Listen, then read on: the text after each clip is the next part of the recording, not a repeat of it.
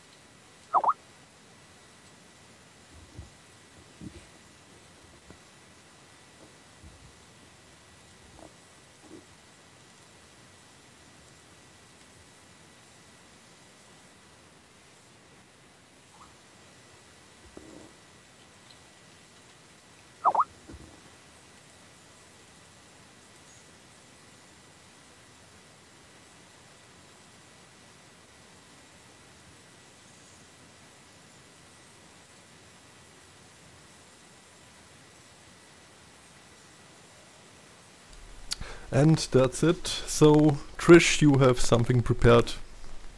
Yeah, it's not anything huge. Everybody kind of knows. Satoru was the CEO and fourth president of Nintendo Inc. Now, he was also appointed CEO of Nintendo America on May 31st. Oh, sorry. No, on April 24th of 2013. Sorry, I have to get my dates right. I have a little bit of a backstory, so if any of you don't want to listen to it, you're more than welcome to not. But at a young age, he fell in love with the concept of video games and everything about them. While attending post-secondary school, he did freelance work for HAL Laboratory, which is a subsidiary of Nintendo, as a programmer. This was his first chance to actually work with video gaming. Some of the first games that he contributed to were Balloon Fight and Earthbound, and eventually the games we all know and love as the Kirby's. In 2000, Iwata actually started to work for Nintendo as head of the corporate planning division. Iwata succeeded Hiroshi Yamauchi on May 31st of 2002. And as the years progressed, Iwata began to contribute to The Legend of Zelda, Mario, as well as the new Animal Crossing titles. He also found in cameos of WarioWare as the shop manager. Iwata happened later on as the time progressed. Nintendo released tonight, as of 8 p.m. Eastern, July 12, 2015, that Satoru had passed due to a bile duct growth. And we all just want to say, that, you'll be deeply missed.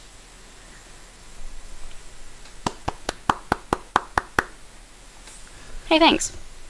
Okay. So, now we didn't actually release any news on the site. We will have Andrew probably and John write together a piece because those are our Nintendo fans at Twinstiq. Or at least the two biggest ones I can think of. Mm-hmm. I think so. So, yeah. It's kind of sad if you think about it, and I'm going to go off into a little tangent here, but do you know what happened last month and he was there for? Friggin' E3. Like, are you serious? He didn't actually went to E3. Well, no, he didn't, but in the prior month, recorded. he recorded so much stuff. Yep. I mean, you had all of the puppet stuff that he voiced. He actually did, but he brought out the background sketches of Mario. I mean, we were just talking about this. I mean, Right. he brought a lot of history back from the dead, if you will. And, Right. wow, that was poor choice of words. But, I mean, he was proud of his company. Yeah, and I mean, if you think back on all the good things that happened to Nintendo, he always had a hand in it, so... His name was always first for the past 12 years, so... I mean, one of the things that's floating on Twitter is that, we give Nintendo a lot of grief for what Nintendo do, but he was like the face of the company, and people liked him. which is not the kind of thing that you could say about any of the other CEOs. No one likes the guy who runs EA. No one actually likes Bobby Kotick. But Iwata is someone that everyone can get behind and say, this we can see that he's a gamer, and he's actually genuinely thrilled to share what he's making at Nintendo for everyone else, which is not something that you could say about a lot of those other guys. Well, it was the games he wanted to make, not the games that would make the most money. Right. Like, the guy did tons of great work. He did Earthbound from scratch. When Game Freak was doing Pokemon Gold and Silver, the original programmers can only fit one region onto the cartridge. He helped them with compression so that they can get Johto and Kanto on one single, Game Boy cartridge. Right. He brought the code for Pokemon Stadium to the N64 on his own. Like, he did what he loved, and he brought it to everyone. He used to seem like, when you think of Nintendo, you think of two guys, him and Miyamoto, and they're the happiest people ever doing what they love. Well, also Reggie. And Reggie. And I mean, they are through the Nintendo Direct and so on, we always got to see him doing the things he liked, goofing around in front of the camera, enjoying the games. Right. And he made games. So he made games for gamers by gamers. Mm-hmm. Right.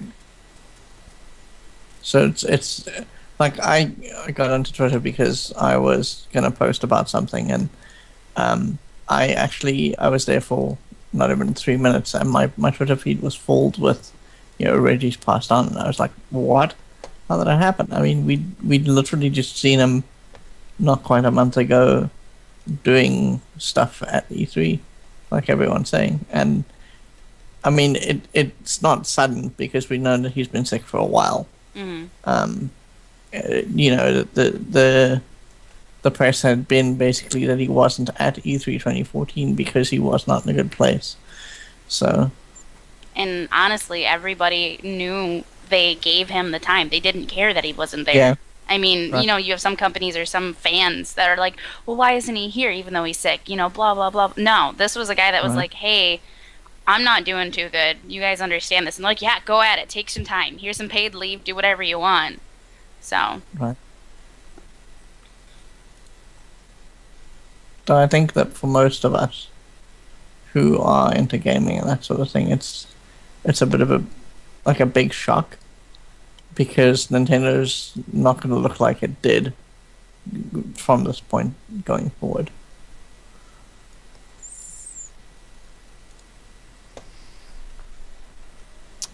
Depending on your age range, he had a hand in probably some of the games you played growing up. So it's, everyone's going through a little bit probably of a nostalgia bomb right now, probably looking back on, some of the games they enjoyed as a kid growing up. That this guy had a hand in, quite literally. He was probably the one behind the game. Yeah, if you've owned any Nintendo console, you played one game he had his hands on. I mean, it's not even one. You've probably played at least 5. Yeah. That's true.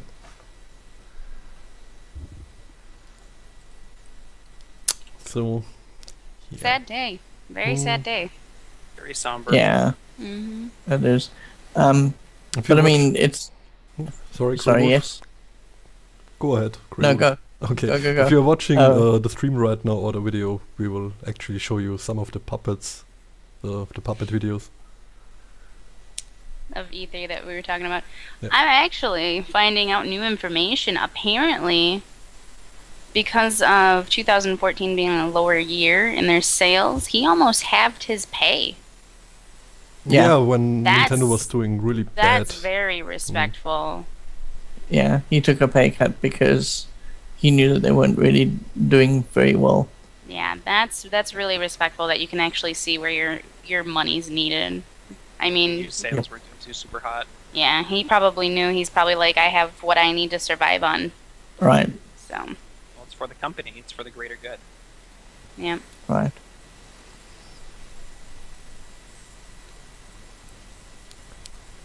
I'm hoping, and I really hope that Nintendo actually puts out a Mii of him through Spot Pass.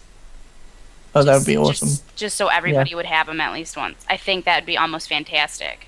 I don't want to say they haven't, but I remember when they were doing the Year of Luigi stuff, I got tons of Nintendo executives and producers. I don't want to say he wasn't in there, but he might have been. Yeah, but just one now, just so everybody that has a Wii console, everybody that has a 3DS, even the 2DSs, I mean, everybody that's got those, that would be kind of awesome. Yeah. Just as a little memory. Yeah. Don't make it like it's some, cash, and even though those things are free, because it is just passing from person to person. Just, be respectful, all that stuff.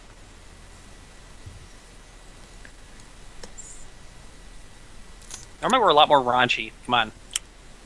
Like, I know it's a little sad, but we gotta. You know what? Let's not focus on what is. Let's celebrate the life that was. Like, let's talk about some of the games we love that he had a hand in. Okay, my personal favorite, Kirby, and my Game Boy playing Kirby Pinball. Oh my god. The music from that game, the actual game itself, Kirby Pinball, is my top 5 for all life. I mean, I bought that thing when it was on the Nintendo eShop, and I still play it. Yeah, I've never been much of a Kirby fan, to be honest. Didn't own a Nintendo console until the Wii. I owned a Game Boy Color, but yeah, never played Kirby on it. However, I started playing Animal Crossing recently, and from what I understand, he had a hand in kickstarting that series. Yes, he did. Yeah, it's a fun game actually, but it takes some time until it starts. How do you like to gibberish talk? That's actually pretty cool. Which Animal Crossing did you get? New Leaf for the 3DS. Oh, you should add me, and I can visit your town and poop all over it. That's the thing you can do? No. No, she'll just plant trees in the most screwed up places for you. I can. I mean, you can have houses come in, and I'll just plant 500 trees in it. What? Okay, what? I don't think I want to do that. I think you want to do that. No, I don't think I want to do that. I think you do. Don't lie to me. It's gonna happen. I'm gonna find you now. Good luck with that. Yeah, I've also never been a huge Zelda fan, to be honest. So I'm really not the person to talk about when it comes to Nintendo. So. Actually, you know what's weird is I have a flashing blue dot on my Nintendo right now, and I have not passed anybody. So. Blue would be. Yeah, if they do something via the internet, if they're sending something out, or if it's an update. Well, I'm about to find out.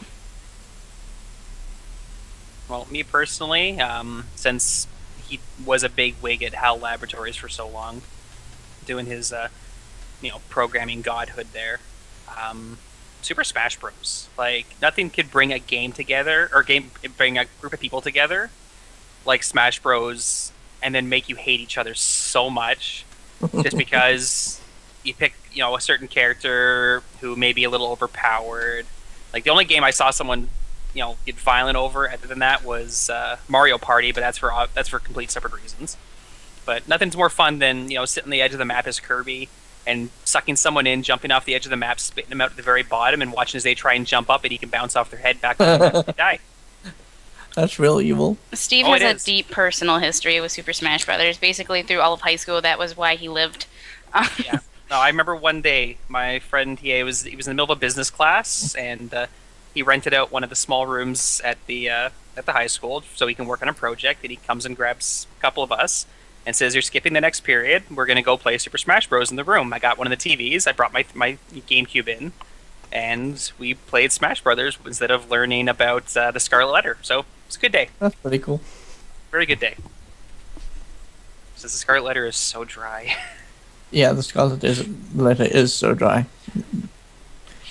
I'm looking at the big list of things that he's been involved in, and the thing for me is it's like a lot of earlier things. I played some Zelda. I've played a little bit of Pokemon, surprisingly enough. I played a little bit of Advance Wars. I played a little bit of everything on this list. But the thing that I was probably most grateful for out of that big list is probably the Thousand Year Door and the Mario RPGs in general. Just because they're so different as far as RPGs go. Because they take a very kind of staid kind of genre and then infuse it with, fun and silliness. And that's one of the things I think that Nintendo was very good at, was taking things and then making them fun. Mm. So that's my contribution. Did he have his hand in Super Mario RPG, by chance? No, not that I can see, but the list is really, really long, and I haven't gotten to the end. But, like, for example, one of the things that jumped out at me was, like, Paper Mario: The Thousand Year Door. And that was in 2000 and, I want to say 6 or something.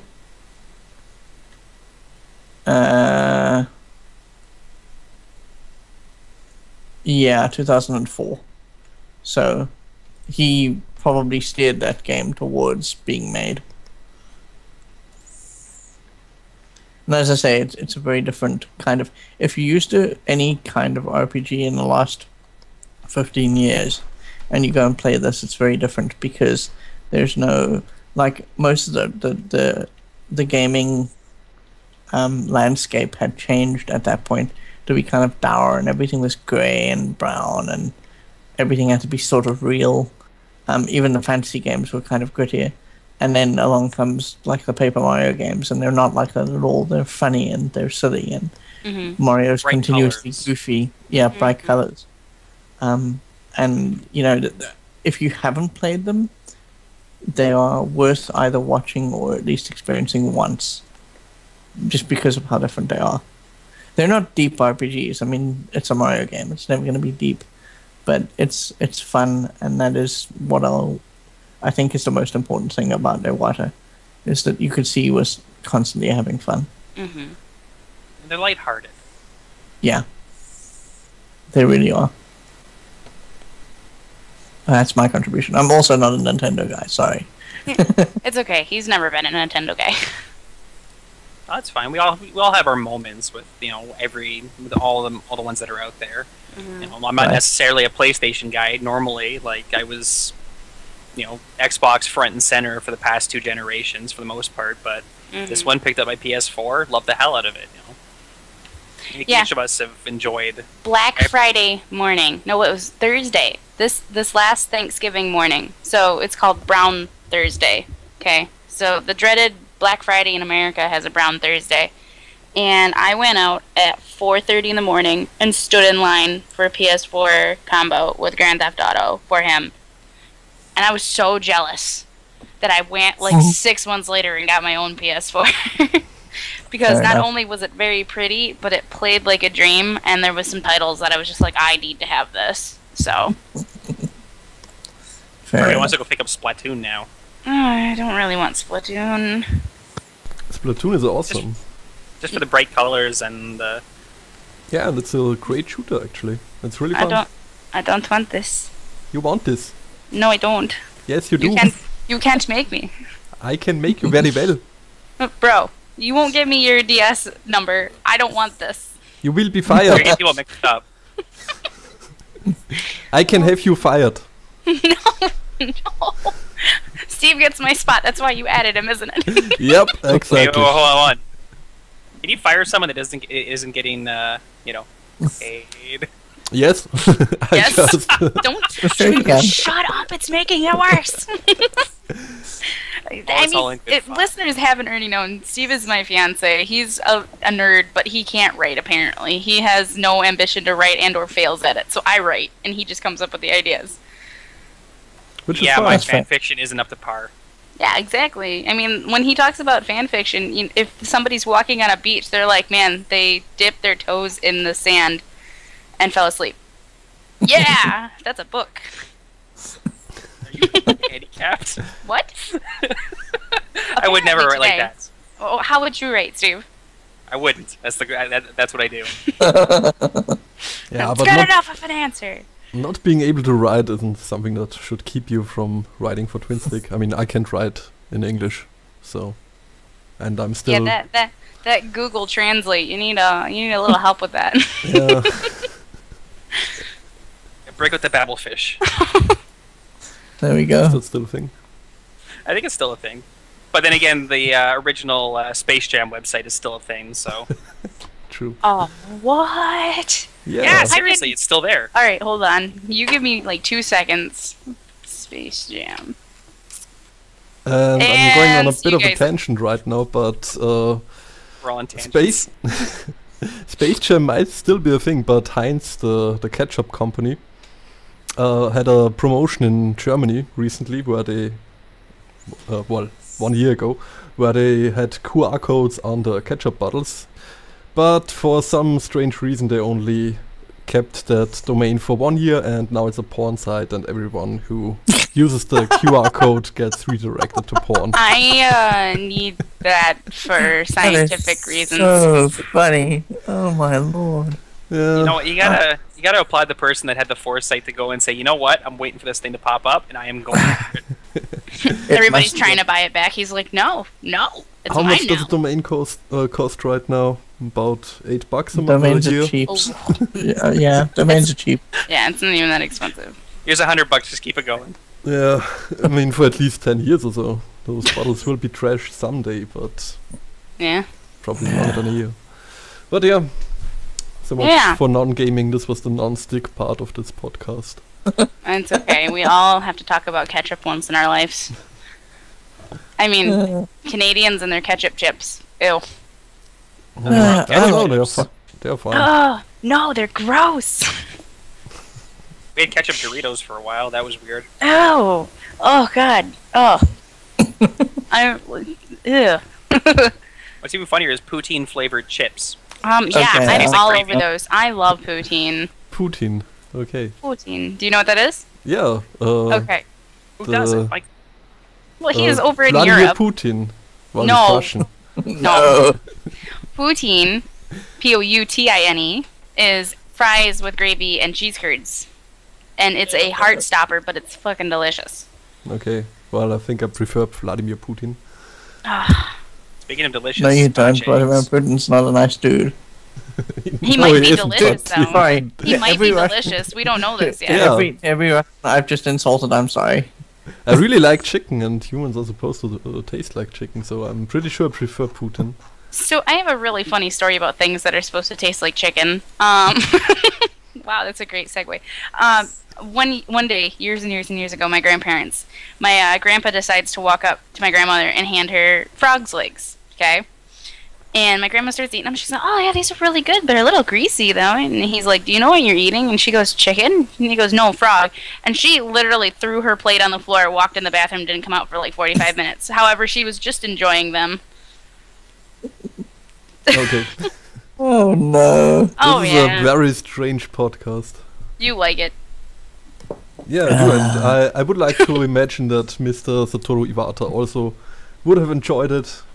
So, Imagine him sipping tea, just talking about some random stuff he saw while walking down the street. yeah. I don't think he was a person who would have liked people to be upset about his death. Mm-hmm. just be happy, do what you love, and Buy a Take- Wii U. Take chances. Be you. And buy a Yeah. Wii U. oh, I thought we were going into the I Magic thought you School said- Bus there for a second. I thought he said be you, but he said buy a Wii U, and I got Yeah. completely upset for a second. I was like, no, be you. No, Wii U. No, be you. No, Wii U. Oh, okay, I'm done. Okay, buy one. Now. No. Why not? It's a great console, actually. I know they have like 3 games out for it now. Yeah, but that's more than I have on my Xbox One. That's what you get for not getting a PS4. He has a PS4. But even Yep. better, you're set. Yep. Killer I still PC want them to bring out the new and every 3DS to console. North America. All right, Not Gray, the why don't XL, you talk about Magic for a bit? Okay. Magic. So, Nerd. Magic? Right, says the man who I see occasionally on Hearthstone, nerd. So, Magic Nerd. has had a kind of a free-to-play offering that they released on iOS that I posted about last week. It's coming to PC. The dates are not real confirmed at the moment.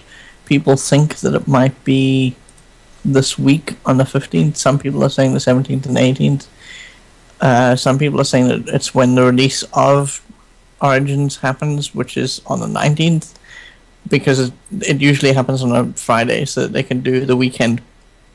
They can have pre-releases. So it's all kind of a bit of mystery, but it will be a free-to-play game. You will be able to pick it up on Steam. It will be on Xbox One. It's already out on iOS. It will be for PlayStation 4 later. If you're at least a little bit curious about Magic, this might be the way to learn about Magic. Nerd. So, there we go. Also, I'm gonna put you in a fucking corner. And You don't have the power to. all you're gonna hear is nerd. Only puts baby in whenever a somebody says magic. Nerd. Right. He's in the middle of the subway, and you get two people talking about it. And he's just Dr. S just standing there. Nerd! Nerd! Get out of here! Well, thankfully we don't have any nerds in Austria. Uh-huh. Right. Right. Only You're people all who play cool. Farm Simulator.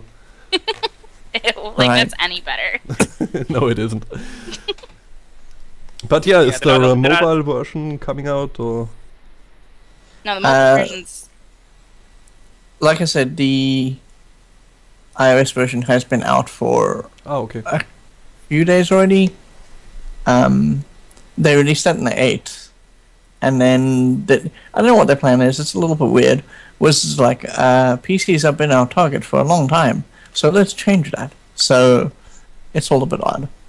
And you mentioned Ridiculous. console versions, right? Yes, there will be Xbox, and that will come with the PC release. And they But will all the- work together, or do each? No, it's that's very okay. it's weird silliness. The way it's going to work is that you can cross-play. So in other words, everyone can play with each other, Mhm. as far as I'm aware. But if you have a collection on Xbox One and you go to the PC, you have to start from scratch. Okay. It's like the dumbest thing. It's the dumbest thing. It's like, why would you take the, because really what they're doing is they're taking the Hearthstone model, right? Mm. So the question arises, why would you take the Hearthstone model and not implement it properly? What are you doing? Which bad drugs are you smoking? That sort of thing. So it's all a bit weird. There are other problems as well.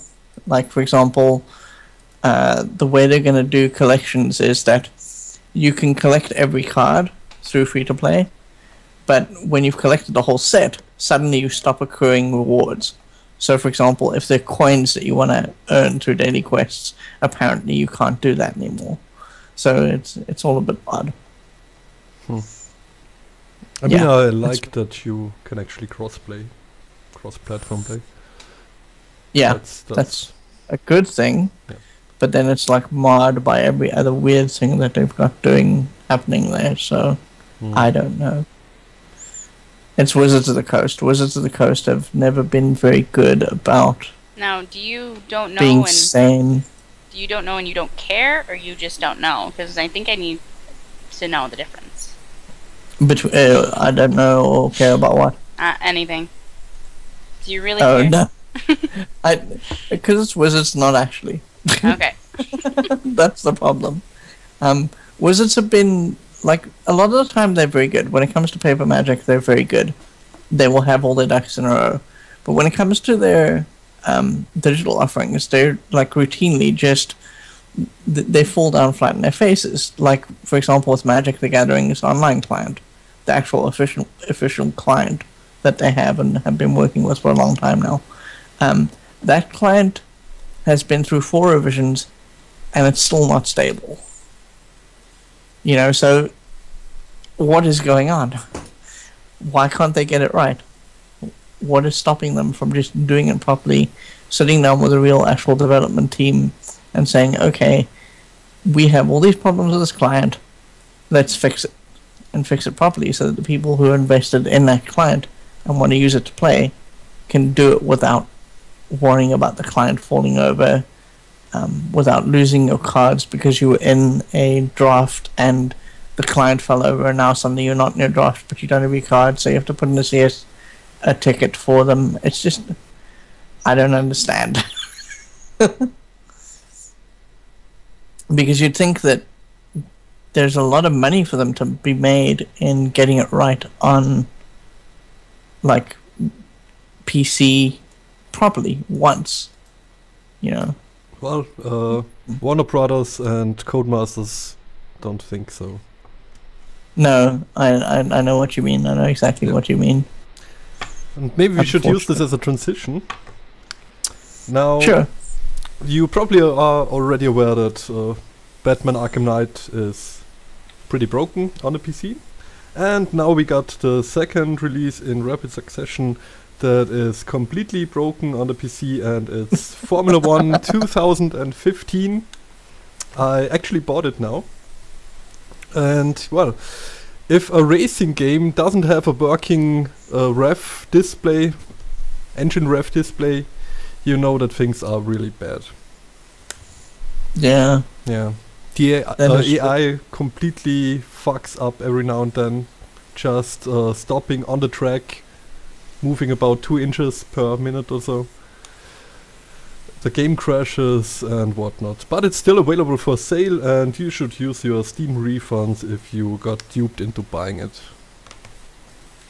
Thank you, That's Gaben. terrible. That's terrible. But it's not surprising. Nope. As always, you know, it's with those yearly releases that they're doing, they don't have enough time to sort things out properly, so they just release whatever in whatever state they have it in. Yeah, Codemasters released the same game for 5 times. Yep, 5 times. 2010 up until 2014 was pretty much the same game. And now they made a completely new one, as it turns out, and it's broken. I can believe that, I'm Why afraid. did you break it? What were you doing, Dr. S? Don't do that. Actually, it doesn't even ship with the real cars. The 2015 cars are a mix of 2014 cars and 2015 ones. Wow. DLC or something. It's gonna be free DLC. They are gonna patch it in, but still. So they bought last year's Love game and your they're going to patch evil it this year's. laughter. Well, somebody's phone is ringing. Yeah, he muted himself. Okay. Yeah, I didn't buy last year's game actually. I skipped 2014 because it was actually a downgrade from 2013.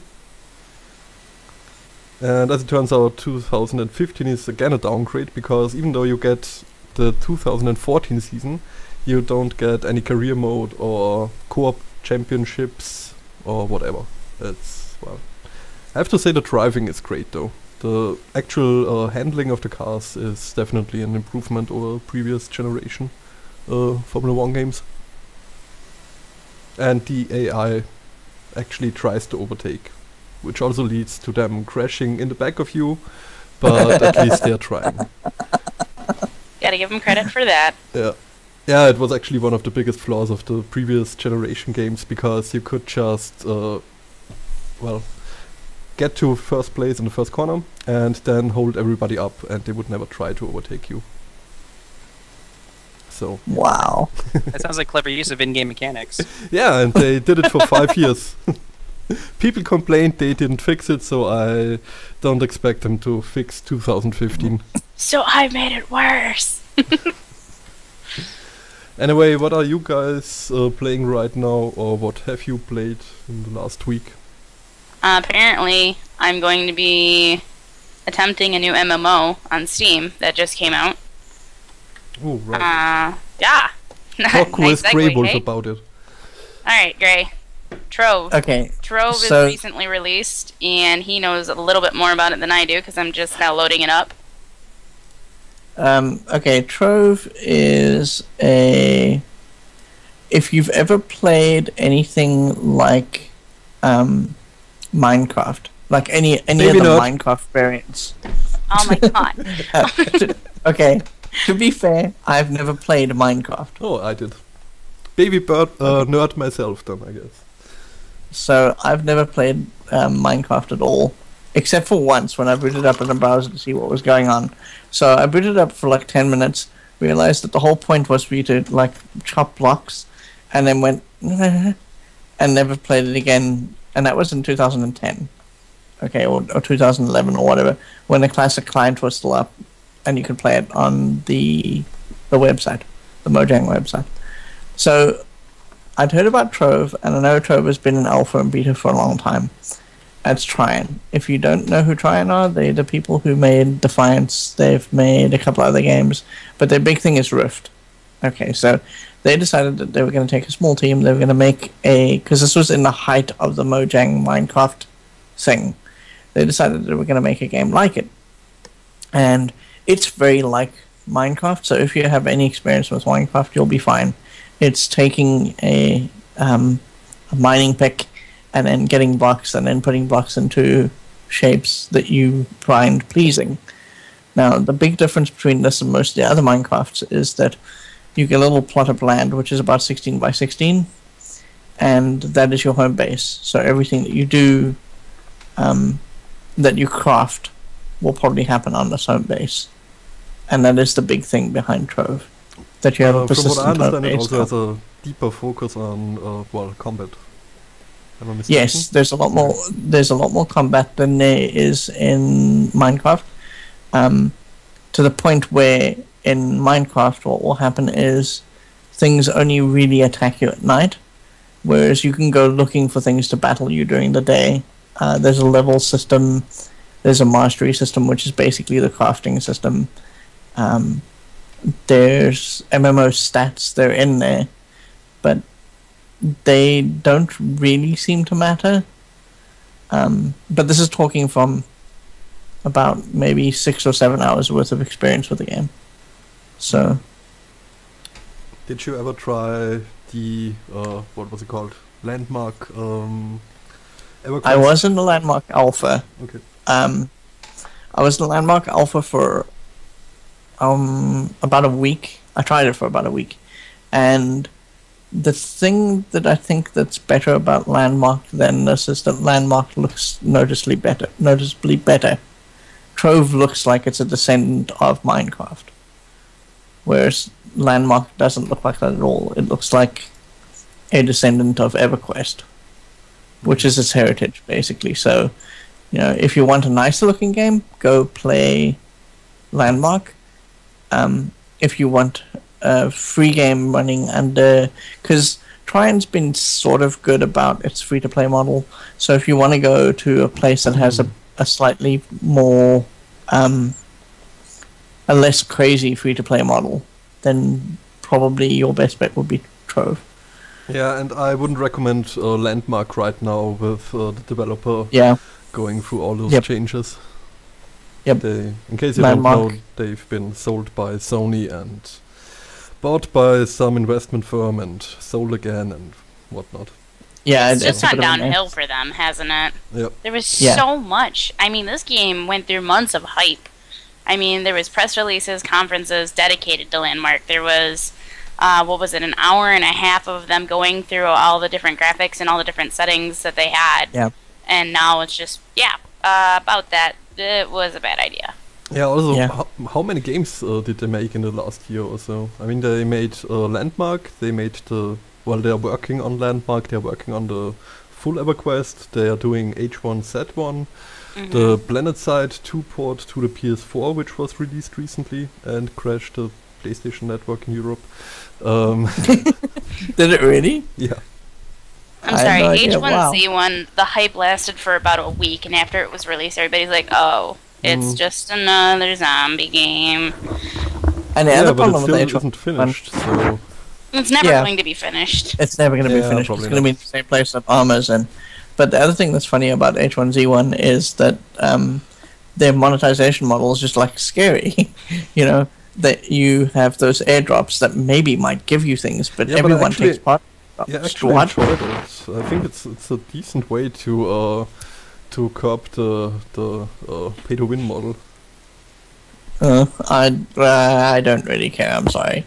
Yeah. It's a zombie game, and the fact that they're monetizing it that way just makes me go, not going anywhere near it. You know, and the fact that you, like, I don't mind if I do mind if it's a slot machine. Like, if you put money in and it's a slot machine, that's a problematic design. Okay, I have an issue with that. But now you have a slot machine where not only might you, with all of these other slot machines, with all of the MMO slot machines, you will get something out. You might not get what you want, and it might be a common or whatever, but you will get something out. So in H1Z1, the way the drops are set up is that they're airdrops, so they drop packages, and if people beat you to your own airdrop, you just poured money into the slot machine and got nothing. Yeah, that's great. People who are who like to get addicted to gambling probably won't be addicted to this one. So we hope not. We hope not. But you can never tell those people. Because the game will die shortly, and nobody will remember it. So, yeah, Trish, your experience so far with the game? I hit the start button. Okay, that's cool. Tell us, how was your start button hitting experience? So far, pretty good. There was some nice music, a little catchy, but so far the start button is very pretty. I mean, they probably spent a while drawing it. To which other game does it compare? It's Minecraft. I literally watched the video and I'm like, this is Minecraft, and I'm on Minecraft edge have about. A start button? Yes. Okay. Yes. Well, it's actually a login button. There's a little difference. Make sure you know that. But they're both button-like in nature. Very, very much so. Trove, I'm really kind of, like I said, on edge about seeing the combat. I don't know if I'm gonna like this or not. Okay, so the combat is real time. Isn't it? The big problem I have with the combat is that they have demarcated safe zones, okay? Mm-hmm. So you go into a demarcated safe zone and you want to build, right? When you come out of the demarcated safe zone, they've got patches where you can put your claim down in a unsafe zone. So if you're in an unsafe zone and you put your claim down, you can guarantee that you will get attacked, okay? Mm-hmm. Now, I don't have a problem with that because you know you're going into an unsafe zone. I have a problem with it where, because your guy has two states, either he's in combat mode or he's in building mode. When he's in combat mode, he's visible and you can see him and he's got all of his little bits and pieces. When he's in building mode, he goes invisible, so you just see his outline, okay? My big problem is that the minute you go into, and I understand why they did it. They did it so you can't avoid combat if you're in a combat zone. Okay. If you're in building mode, things will still attack you, and I don't like that at all. Now, I have one question. Steve, Yes. What the hell is my Rift login? Because apparently this is the same company. It's going to be the same email as your Steam It account. will be the probably. same, yeah. It's trying, like I said, made Rift, and so they've got a new system now they call Glyph, and Glyph is now their, like, BattleNet. Mm-hmm. It's the thing that runs everything else. I haven't played Rift in a while. I might put that back in. I haven't played since 2014. I haven't played since, I don't remember even what level I hit because I played it and I was like, oh man, there's a Rift, I get I think stuff. we're in our 20s. Rift happened fairly early. I actually have been waiting to, I kind of want to play Lord of the Rings online again and just be a bard and sit in the middle of town and play my music. I did that forever. Good luck, because that monetization model is terrible now. I know, but it was so fun, and I got to download a lot of different music. Even better was it. I had an account originally, so I went back when they went free to play, and I had all the free goodies, even though I wasn't even paying for it.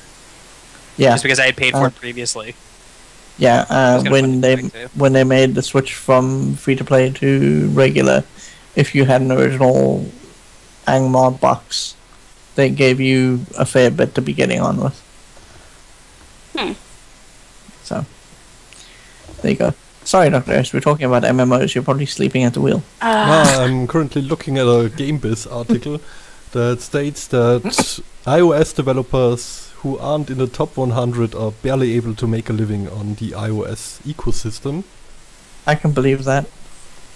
Well, I'm afraid. Zooming in on iOS revenue of June in the US, Europe and China, we see that 170 different companies crossed $83,000 or more that month, which on an annual basis would lead to more than $1 million business. Yeah, I don't know. I can believe it. I really can. Because the thing is that the way iOS is set up is it's set up to reward being big. It's not set up to reward being small. Yeah, so of course, if you like... But let's say you aren't one of those 170 companies and you make less than $83,000 per month. That's still quite a huge team you can have for developing mobile games. Yeah. Yeah, I will agree with that. The usual app developer is usually, one guy. So, yeah, one or two people. At the most, one or two people. And what's really outstanding is that rank 1 to 20 makes 3.7 million in the EU, again in China, and 6 million in the US per month. So Trish is gonna run away, so we're gonna say goodbye to Trish. Okay, Trish. Bye, Trish. I'm hosting the call, so I'm gonna just mute myself. Okay. Trish, Yes. is there anything else you want to share with us? I have been playing a mobile game like crazy. It's called Summoner's Wars. It's a RNG-based game on summoning monsters, leveling them up, and then proceeding through dungeons. Absolutely love it. If you guys get a chance, just play it. Just play a little bit of it. There's 365 different monsters. It's a little bit like Pokemon for a mobile game. So. Pro tip: save your red gems. Save red gems. Yes. Okay. Okay, and that's all I really want to talk about. Bye, guys. Bye. Bye. Okay, so back to the iOS thing. Yeah, the iOS thing. 13 million on average for the first 20 ranks per month. That's just crazy. Well, that's things like Hearthstone that make their money through IIP.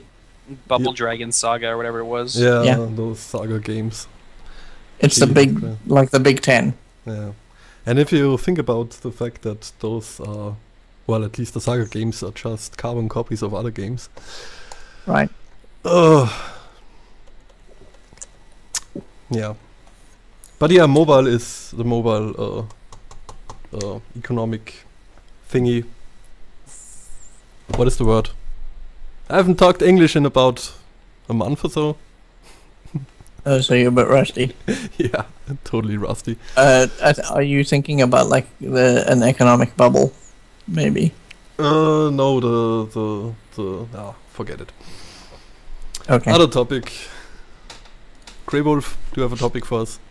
Steve, do you have a topic for us? Your time to shine. Oh, great. I'm put on the spot. Yeah, while I try to find a dictionary.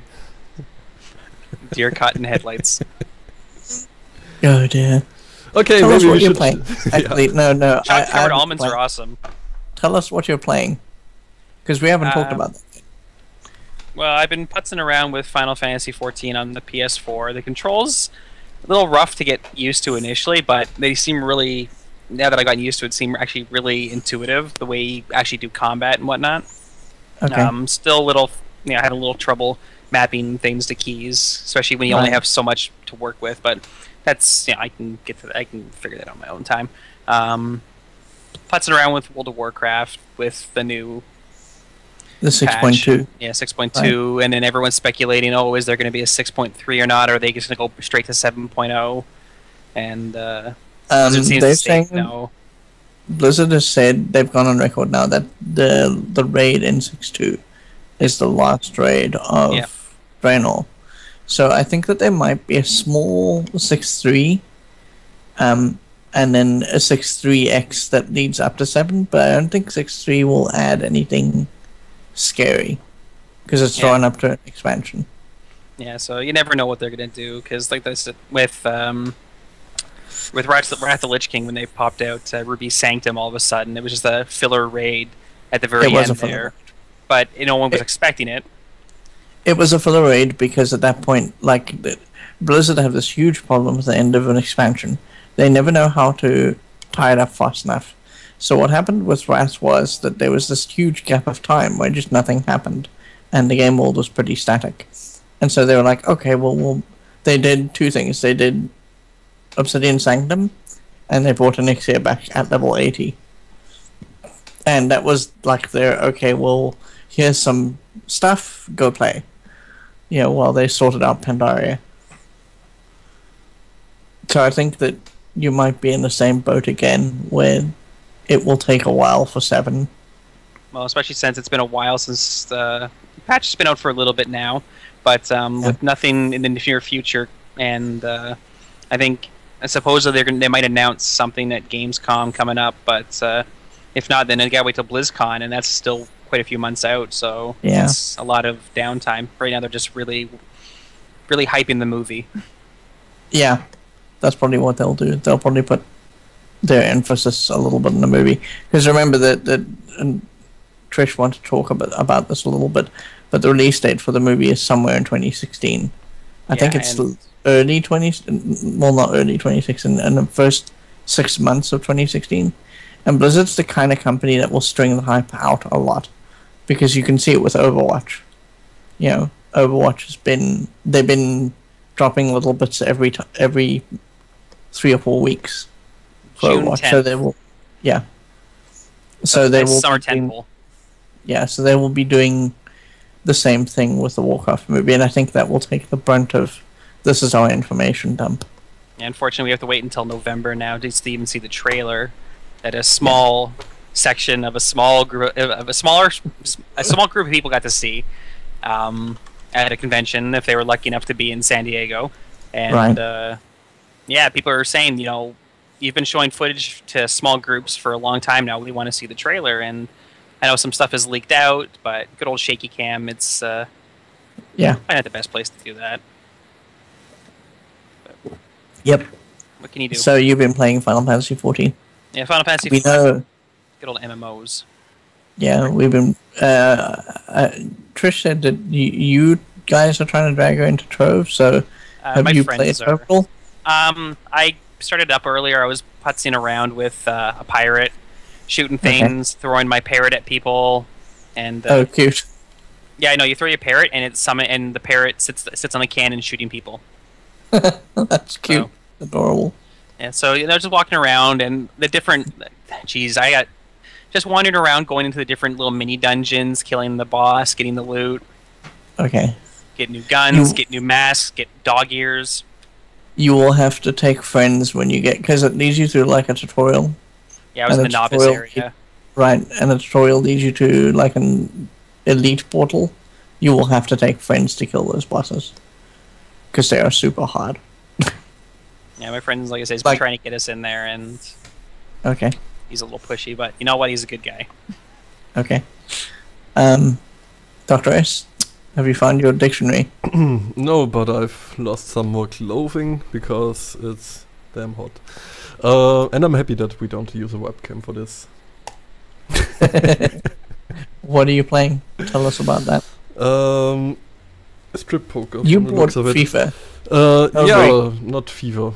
F1. Sorry, F1. Yeah. F1, that's right. You bought the new Yes. F1. And you were saying earlier that it was like, the driving's great, but everything else is a mess. You playing anything else? Yeah, I finished Batman Arkham Knight, and the review is up on Twinstiq right now.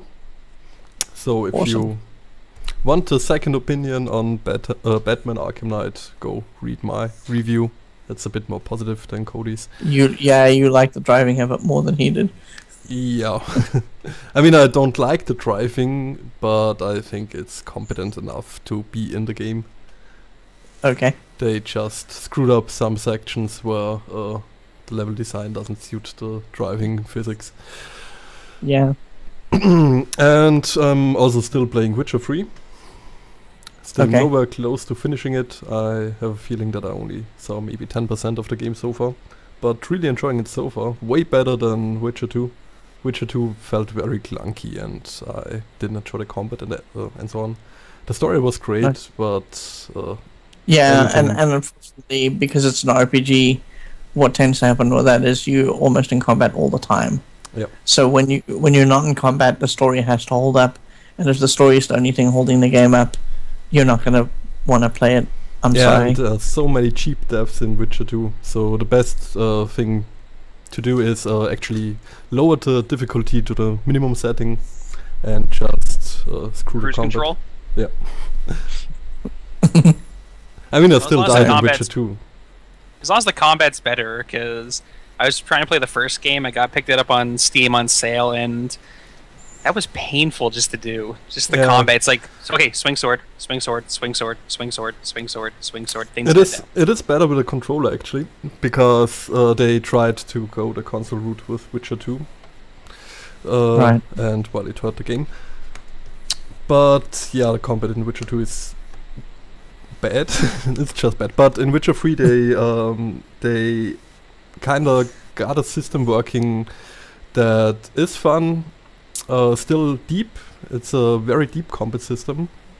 You have things like the countering from Batman, Right. but positioning plays a very deep role inside this system. You have to watch out to not get flanked. The AI actually Yeah, tries to right.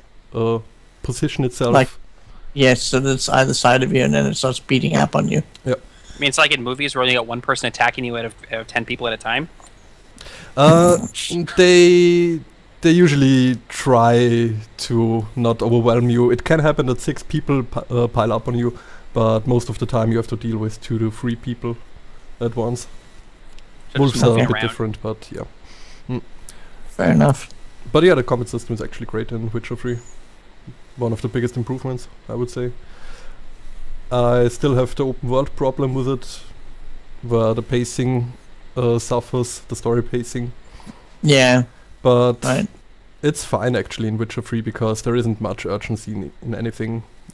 Your story missions, at least at the beginning, involve you looking for Ciri, which is some other kind of Witcher girl who's kind of like your daughter, more or less. And you're just looking for clues, so if you go on a tangent and do side quests, it works for the story, and it's not a big deal. While in Batman, somebody gets, I don't know, let's say kidnapped, for example, and you now decide there's to a solve riddles from the Riddler. Yeah, drop everything that's you're doing. just- Yeah. I remember that in Arkham City. You're just swinging around, going to do something for Bane, and all of a sudden, you get you get a thing that someone's being held somewhere, and you got to be there in 2 minutes, or they die. Yeah, Right. It's like, nothing oh like great, that. now I got to in stop what the hell I'm Ar- doing to get across the entire map. Yeah, but there's That's nothing like that in terrible Arkham design. Knight. Actually, I think that works in open world games as long as you don't overdo it, because it leads to some urgency. It pushes the story further. You get invested in it. But the way it is in Arkham Knight, it's very gamey. You never feel like you are the Batman in. Well, it never feels real in a sense. It always feels like a Yeah. game. Right. It's not like Like a a Dead story Rising. developing. Yeah, kind of. Where you mean where the story missions can actually, get a fail status if you aren't in a certain spot. Right. Yep. Yeah, that's actually a system I very much like for open world games. Okay. Well, it's nice to know that there is a chance to fail. Like, it's not just, oh, you know what? I've been doing 100 hours of side missions, and apparently the really important thing I had to do, 100 hours ago, still not done. But you know what? It's okay. These bore asses aren't going to collect themselves. It also helps Yeah. that Rising had about 50 gazillion endings. So it sucks if you completely fail the game and you don't get anything out of it. But in Dead Rising, you still had something to achieve, even though you failed the main story. I just remember being locked in that mall, and it's like, oh my god, someone's over here, I gotta get him. I'm like, you know what? I just really, I don't care. And now there's zombies. Oh well. I think it took me 3 years to finish the first Dead Rising. Wow. Yep. That's a while. Anything else you can tell us about that you're playing? That sums it up. Well, Okay. Hearthstone, the Yeah, you keep practicing that beatboxing.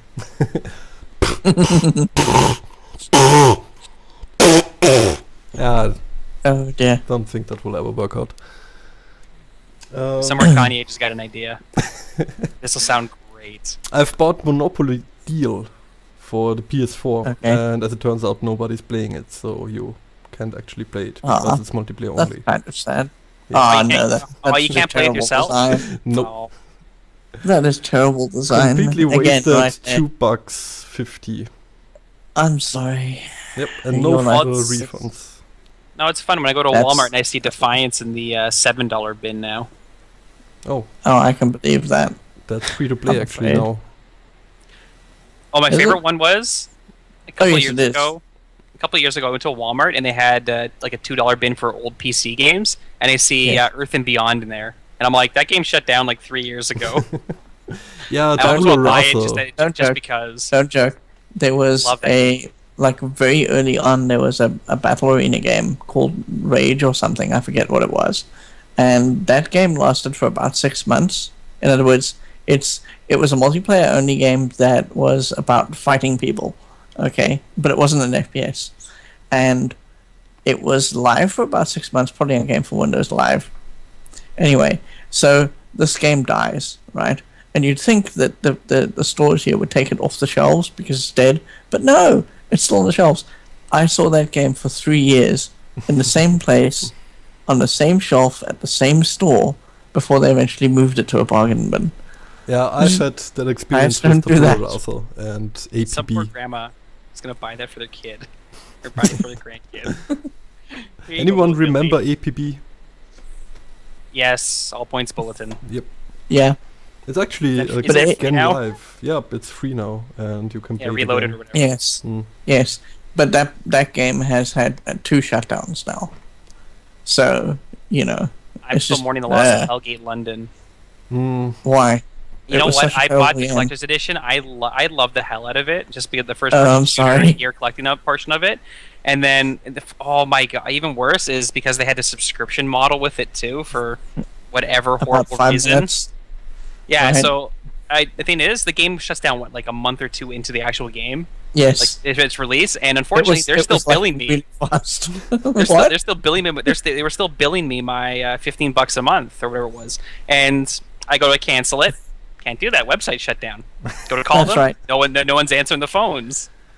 That's So right. I quickly have to go through my bank to say stop payment on these, and then they try hitting me up for more money every month, and I'm like, no, don't do this. It took about 6 months for them to finally stop trying to take money from me. Jesus. I'd always hoped it would come back, and I guess some Chinese companies got their talons in it now. Yeah, and I it's now think, Hellgate Tokyo. Yes, yes. And they've tried making a world server for everyone else, but there's just no interest. It was just Bull You know what? Roper's not, It was a neat idea. It was just horribly marketed and overhyped. and also like it didn't look good. Like I played that game for about 5 minutes on solo, obviously, and it just didn't look good. It looked like a dude who just interned had put together all the graphics, and I was like, "You can't release that. Don't release it, please. Make it go away." You released it. Well, whatever did happens this now, happen? you deserve. Yeah. the- So Are we still looking for that word? No, I'm looking for Kingdom Under Fire 2 now, because for some Okay. reason I got reminded of that. And I have Okay. that somewhere. Kingdom Under Fire 2. It is. What, for the, I think for the 360, right? Nope. It should be a PS4 game and PC. Okay, if then I'm the not original mistaken. Kingdom Under Fire. Yep, that was on the original Xbox. Oh, I loved that I game. I got one of those floating around here somewhere. I remember playing it. I had this big dude with a big ass axe, and the game just did not engage me one bit. Ah, the 360 one is the action RPG one. Yeah, that one wasn't great. No, the original Kingdom Under Fire was awesome. It was a RTS type of game, but with Dynasty Warrior combat. okay. So button mashing. Fine. Yeah, Button well, mashing it and a lot relied to- more on combos. You had to Okay. actually be somewhat decent. And Okay. it also relied heavily on the strategic element. Right. You couldn't just go in and kill everyone and Yeah, win. and because you would end up second best. Yeah, also you okay. might have your regiment be victorious in one battle, but the enemy army would steamroll from all other sides. And Right. Yeah. That's like it. At least it's trying to do thoughtful design with the RTS thing, but I just can't. I've tried RTSs since like the original RTSs, Doom 2 and all those games, and I just can't keep up with them. So I've never tried. Yeah, it's not a base build RTS. It's a very basic RTS still. So you have your squads more or less, which you can command. You don't have to build any units or so. It's more tactical experience than a strategic one. Actually, okay. so Fair enough. Fair enough. Biggest issue were the control scheme that was a bit janky. Yeah. But yeah, right. Kingdom Under Fire should release sometime this or next year, and I'm looking forward. And again, like I was saying with RPGs, with RTSs, the control scheme is what you live and die by. Yep. If the control scheme doesn't work, it's not going to be a good game. You know. Ooh, Korea sees the release in 2015. Good. Well, that's for Kingdom Under Fire. What have you been playing besides that one game, Trove? That one game, Trove. Okay, so I've been playing Larry 5, and I'm about a third of the way through that game now. Nerd. Not really, because I'm finding it a little disturbing, actually. Playing it now as an adult is just, like, freakishly weird. What was 5 about again? 5 is about Patty and Larry, who have been separated, and Patty ends up going undercover. Yeah. And Larry ends up... He's at a TV station, and they're running this thing called the World's... America's Sexiest... female people or whatever, I don't even remember. But the point is that he's supposed to go and audition all these women so that they can figure out which one is the one that they're going to use as the hostess. And basically it's just Larry being Larry. You know, he's a dork. He goes up to women and he doesn't understand etiquette or protocol or anything. So it's a vehicle for Aldo to tell sort of racy jokes, you know. So it's fun, but it's not good. I also didn't like the way they portrayed Larry from a visual standpoint. Yeah. They went very comical with it. Yeah. The thing about Larry is, if you've never played it, 1, 2, and 3 get his character kind of right. He's a buffoon, but he's harmless. Okay? So in 5, 6, and 7, his character starts sliding from buffoon to actively being kind of gross. And I have a problem with 5, 6, and 7 in that respect, because he went from a kind of guy that you could sort of feel sorry for to a guy that now you're just like, well, you know what? Every bad thing you do and everything that comes to you, you deserve. Sorry. You know? I mean, 7 has still a place in my heart because it was the first Larry game I actually managed to complete. But, okay. Yeah. But by that point, I mean, his descent into being not a very nice guy was complete. Yep. You know? So, I've been playing Legend of Kyrandir 1, and I remember now why I've never tried to play that game again, because there's a lot of back and forthing in it. I still like the graphics, I still like the game as a whole, but the design is just so bad that it makes me want to hit whoever was at Westwood making that game at the time. You know, it's just like... So, we're going into the maze this week, and the thing about the design of the maze is that it is a forced maze where you have no choice, you have to do the maze. But not only that, you do the maze, you get to the other side, and then the game tells you, literally, you have to go back the other way to get something that was in the second part of the game, so you could go all the way through the maze again to finish the maze. So you've got to go through the maze 3 times, and you have to do it that way, because that's the only way they designed it. And it's just bad. And I've been playing the Hearthstone brawls. This week's brawl was fun. For those of you who haven't been playing the brawls, this week's brawl was for every spell you cast, you get a minion of its cost, which I thought was very fun, and it forced people to not just play mech mage. They were playing all kinds of other things. There were a lot of mages, there were a lot of priests. Yeah, there was a fair amount of druid. But the druid I could handle, because the druid's fun to actually see it actually come up instead of mech mage all the time. Oh, yeah. So, I like this brawl. It's, of the brawls that we've had so far, it's a close second for me with Nefarian versus Ragnar's. At least they're going to bring back the old brawls every once in a while and cycle them back in. They will. Yep. I'm actually waiting for them to do that so that I know what the schedule is, because I have a feeling that they will do what they've been doing with the World of Warcraft Battlegrounds, where those actually are on a calendar. So I think that there will be X number of brawls, and eventually they will just start rotating.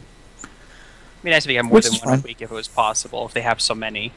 Because someone had asked if it was possible, if you can have an option to just challenge friends in a non-competitive brawl, and they said, well, what would the UI look like with over 200 brawls to pick from? Right. So I don't know if that's just, pulling a number out of one's ass to say it's going to be a little rough to actually put that in the game, especially if you have to put it in maybe for, I don't know, on a cell phone. Right. But yeah, so I don't know if that's a hint at the future, or like I said, it's just that we aren't really going to do this. No, I think that if Blizzard did that, what they would do is they would do it what they're doing now, as in, if you and a friend signed up to go into the brawl interface, the brawl interface would roll a number, and you and your friend would do that brawl. That'd be kind of fun. Just random. That would be probably what would happen. Well, yeah, it's because since the brawls are relatively random themselves, you kind of brawl to brawl. Right. And I think that makes more sense than them trying to say, here's a giant list, pick the one you want to play. I wonder if the game explodes if a warrior uses brawl during a brawl. No, it doesn't. No, it doesn't, because I've done that. Yep. Same here. I went through every class for this week's brawl, and I had to put brawl into that deck because it was one of the few cards that could clean up the board.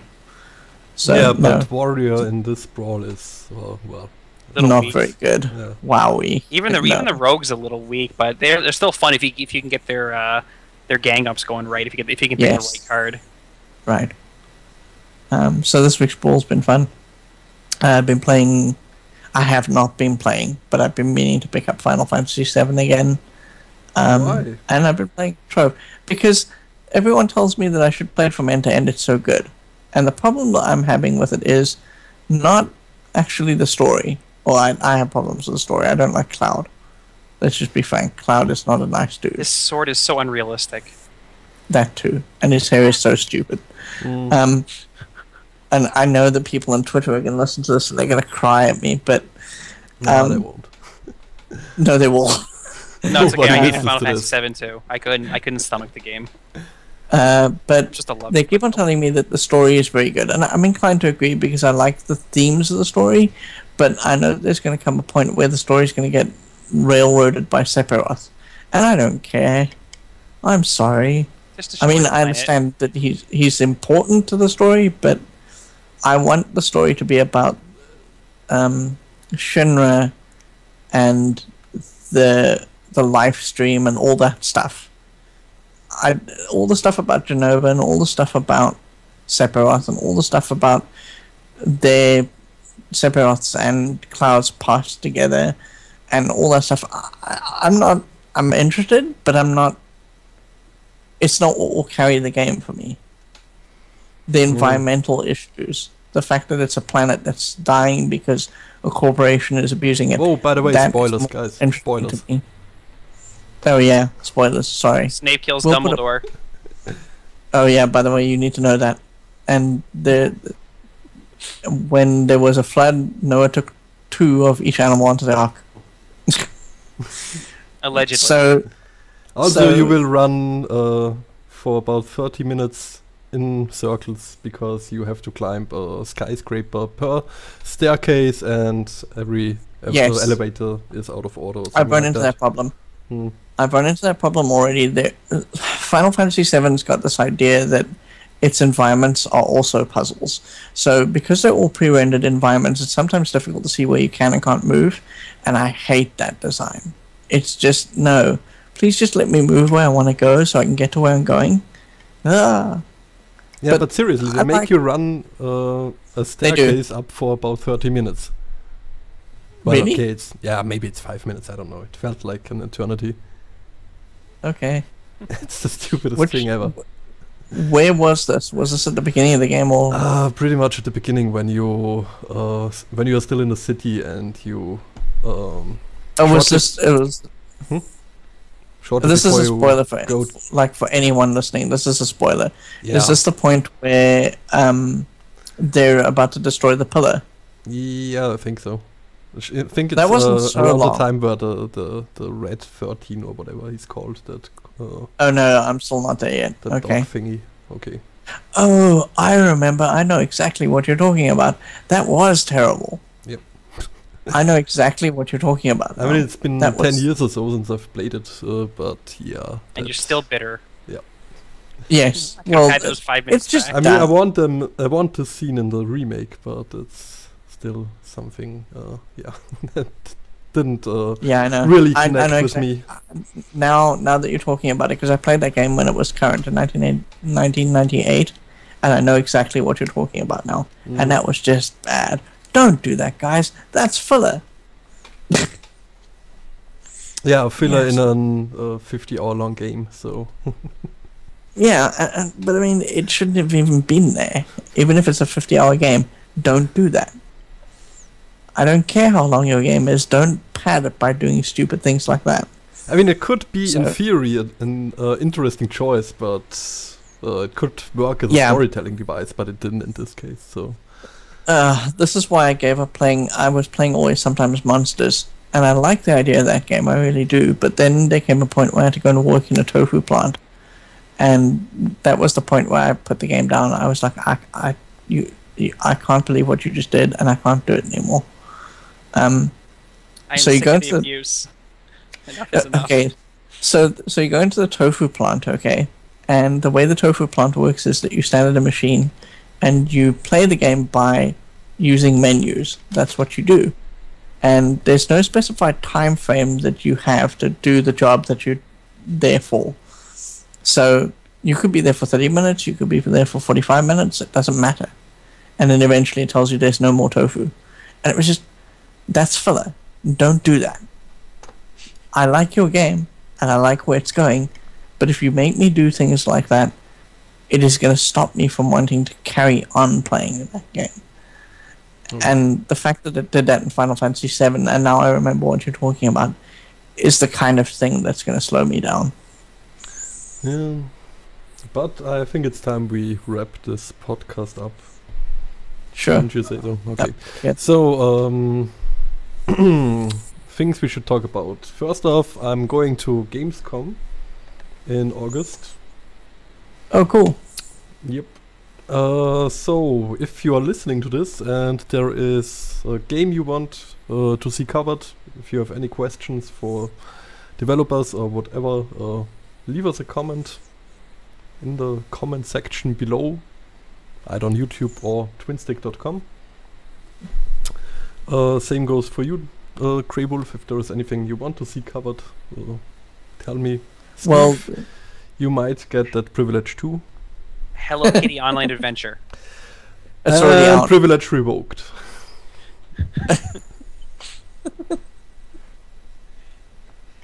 Hello Kitty So- Online Adventure is already out, I'm sorry. Mm. I don't know what you want to ask him. It already is a thing.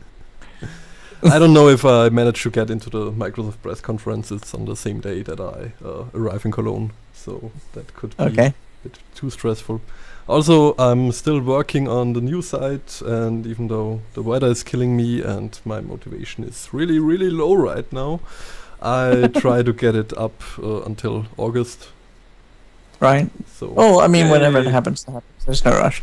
yes, also there for is a the- rush you- because we don't want to use Weebly, our current content management No, we don't want to system, use Weebly. Oh, dear. and that actually runs out in August. So Oh, okay.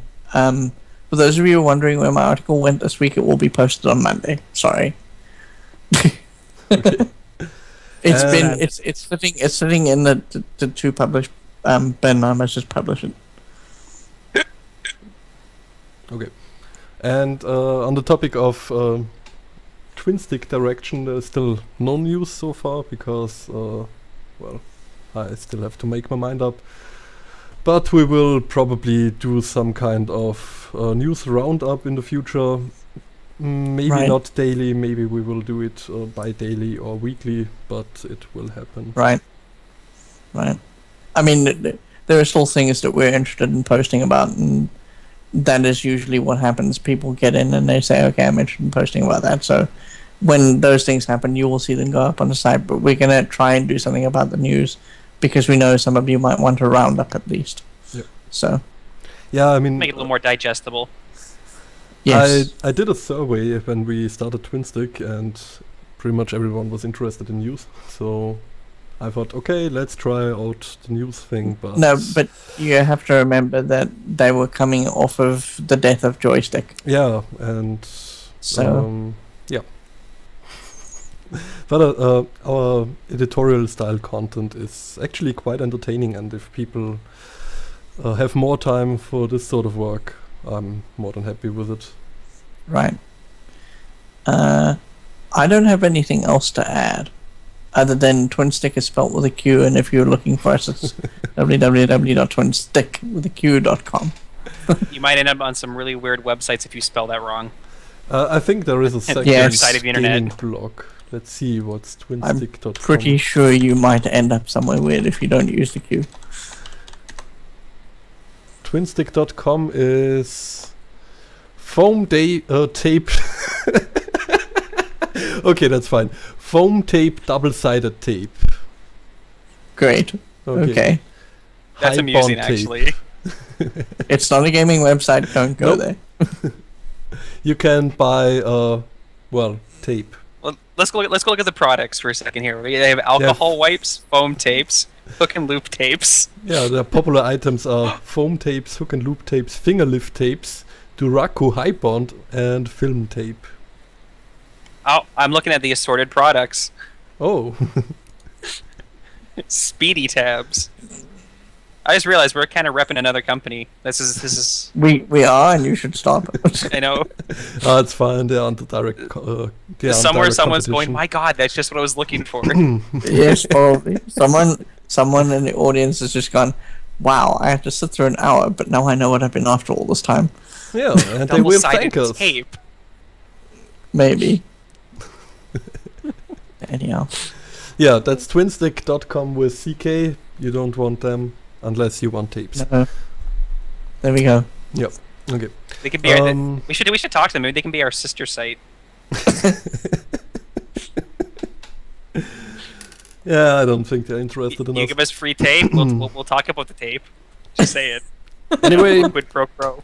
Anyway, make sure to subscribe to our YouTube channel. We recently had a very interesting video from Billy, who reviewed Right, Chroma yeah. Squad, and he That's did a worth pretty watching good if job you of- haven't seen it. Even if you've played Chroma Squad, he did a really good job Yeah. with the video. He did. So, It's I've seen some reviews that have been done badly, and I've seen that one, and he's getting it well now. He's got his act together, and he knows what he's doing. and you can also follow us on Twitter, which I would recommend because I will post almost everything we do on there. And that's at Twinstiq with a Q. I'm Dr. Strangefarm. That's Dr. Dr. _Strangefarm on Twitter. Greywolfe, you are. Lost Wolf on Twitter, And if you want to Steve. follow me. Matt Damon. I don't have Twitter, unfortunately. I am one of the unwashed masses who'd rather read. That's fine. Yeah, Twitter sucks. I'm sorry. I'm not hip to the twits. Yeah, I wasn't I am- either until Twinstiq I am also started. Lost Wolf on YouTube as well, if you're curious about that. Yeah. So, there you go. He should be linked in our on our Twinstiq channel. I think so. Anyhow, thank you so much for joining us tonight and listening in.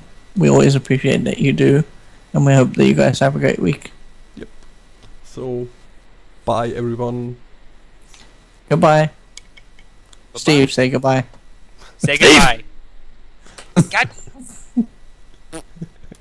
Okay. So, how do I stop the broadcast? Ah!